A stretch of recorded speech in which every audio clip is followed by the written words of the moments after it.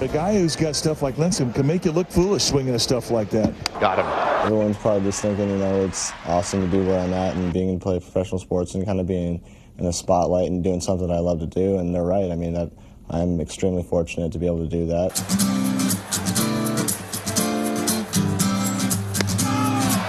There's things out there that they're not sure that we deal with and stuff on a day-to-day basis, but just the grind and it's just 160 some odd games in 180 days. We don't get too many days to ourselves. When you were growing up in Washington State, did you have idols, mentors that were pitchers or players?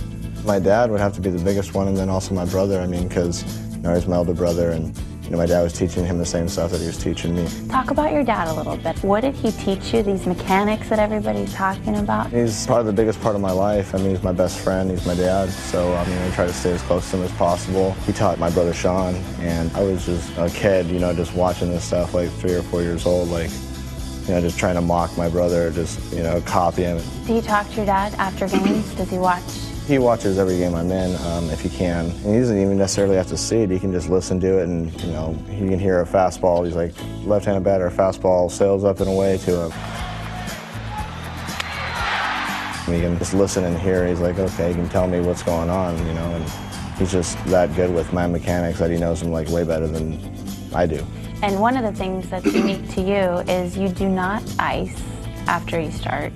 And I read a great quote from you that your father said that ice is for injuries and for his drinks. Yes, that's what he said. I just don't ever feel like I need ice. It's not something that I need to do. My arm's not hurt. I've iced other parts of my body, and I've woken up stiff. Usually if I just stretch and do the same stuff I've been doing my whole life, after and before starts, then I should be fine. Some of the pitchers that you've been compared to are pretty good guys.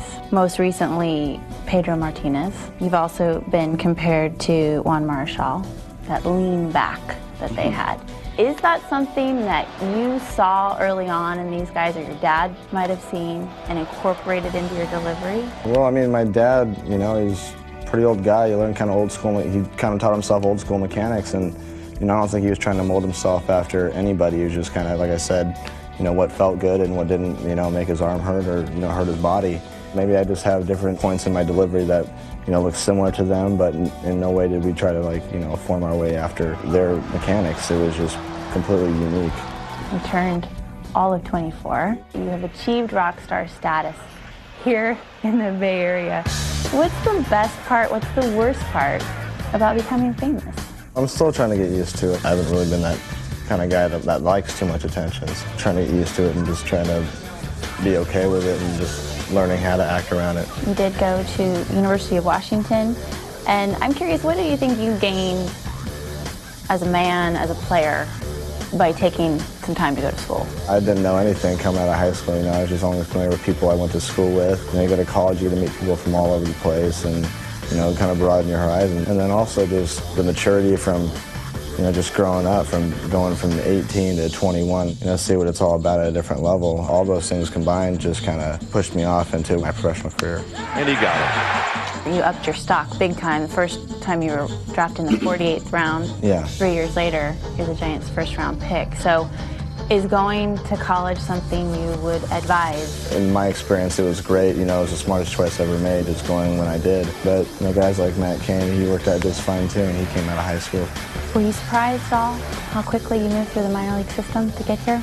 I was lucky to go through it as fast as I was. Being taken where I was and touted as much as they said I was just kind of, again, gave me that foot in the door, and I just had to take advantage of it, and I tried to do the best I could, and it worked out for the best. Do you recall having conversations as a young boy with your dad about making the major leagues? We made the jump from 60-foot bases to 90-foot bases. I was like, Dad, I don't know if I'm going to be able to hang with these guys.